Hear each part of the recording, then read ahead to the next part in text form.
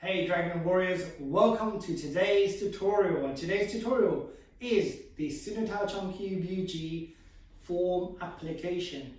Sunatao sentence number 7, Chungkyu section number 4, and BUG section number 7. So let's start with the Sunatao. Sunatao, once we're in iris, the section is this: Bong Sao, Pan Sao, and then we have Jin Sao, the Hoon, and Sao Chong. Now, the Bong Sao reaction. Now, technically, this is teaching us a really important principle about folding and bending. When the pressure of the head of the dragon, which is here, gets too much, the tail rises, okay? Vice versa, if the pressure on the tail is too high, then the head rises. One always occupies the center. So you can be in any form of reaction. If something's pressing over here, normally the elbow, then the hand replaces. So a nice, really simple application that we've discussed before is this. I'm in a normal self-defense position and I'm telling the person to calm down. And what happens here is someone goes for the same side. So if my left arm, it will be their right arm, the same side grab. What happens is if someone just normally grabs you, we've got plenty of applications that we can get out of. However, it's a little bit different this time. Someone's grabbed you and under pressure has pushed your arm almost into your own body.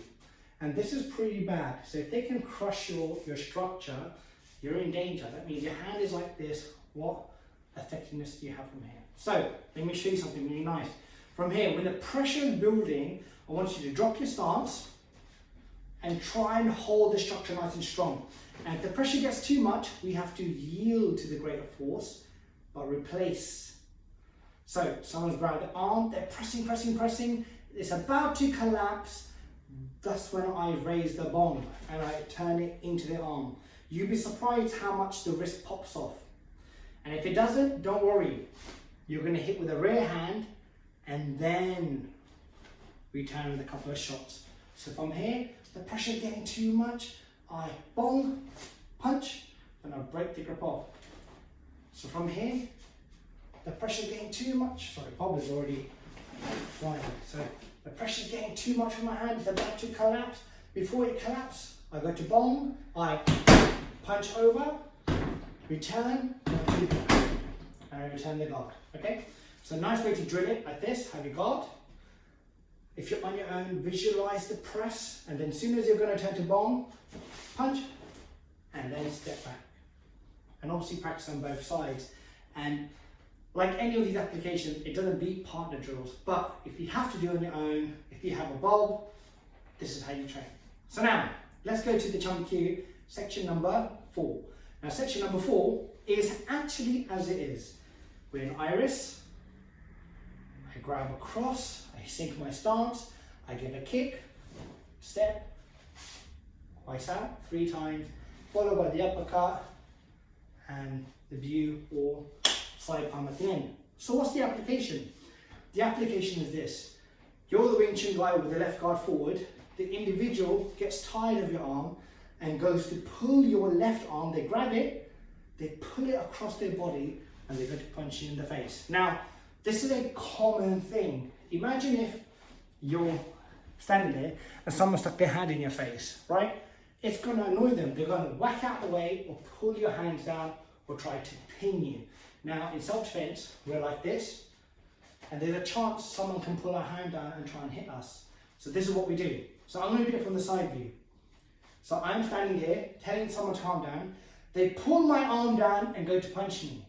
So I revert to a side link and I do lance out. I stick the elbow up as high as I can. And even if they still got my wrist, it doesn't matter. They got my wrist, not my elbow. If they had my elbow, I'd pop the hand up. But they're pulling my wrist down, so my elbow pops up and it covers me, and I'm even, moving away from the opponent. So they're gonna have even more distance to try to get me. Now in this position, they should be free in their stomach. So this is where you can kick him in the stomach. As you step down, the same hand you have grabs their hand, pulls it across. We pull them back. This is when I deliver the first Kwai Sao, bam, right across the neck. Then uppercut using any part of your arm that makes contact, not necessarily just your fist. And then as their face is going up in the air, we turn with the side palm. Okay? So it looks like this again from the front view. I've got my guard, someone pulls around trying to hit me, I cover myself, kick, I pull their arm across their body, I go with the elbow, uppercut, turning palm. So this is the way to practice it in the air. And obviously if you have a sibling, do not hurt them, don't go too hard, take it slow, we'll build on it, okay? Especially when you're coming into the gym, I can always fix your techniques. So, let's go to the final section. Section 7 for Byuji. Now the Byuji for section 7 is the high-low Gan Sao. Gan Sao and Chan Sao. Yeah, Chan Sao is just high Gan, yeah? And as I cut, I shift. I repeat, cut, cut, and then I come here, and then I do this. Now this motion is going to be a part of your application. Now this is when we actually have the application. Someone throws a high kick, I zigzag, I can catch the leg and run right through them, chuck them across the room. Why? Why do we do that? When the kick is coming, I zigzag. The first thing I do is as I go Gan Sao to their thigh, not their shin, I crash with this shot. So I step to the side, I go, I crash with the Gan and the Chan Sao to hurt them. Because as they kick, if they think about throwing a punch, they're getting hit with a Chan Sao across the face. So I've got control of the situation. After I've zigzagged and hit them with a Chan Sao, I catch the leg and I step through. Watch this. I throw them up and high.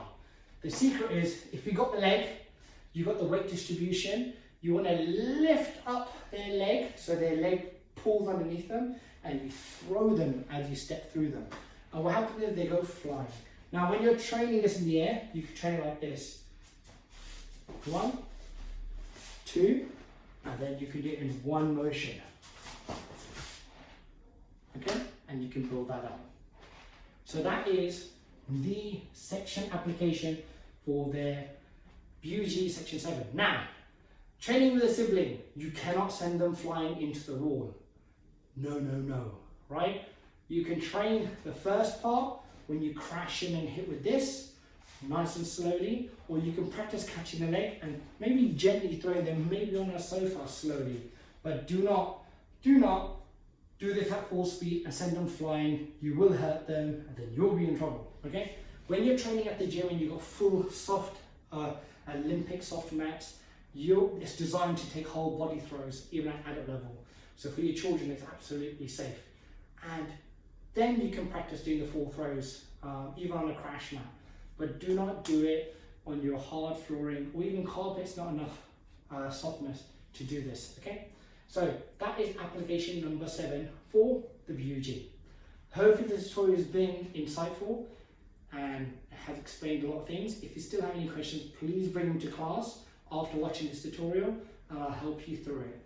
Well done, Dragon Warriors. 1, 2, and 3. Take care, everyone. Bye.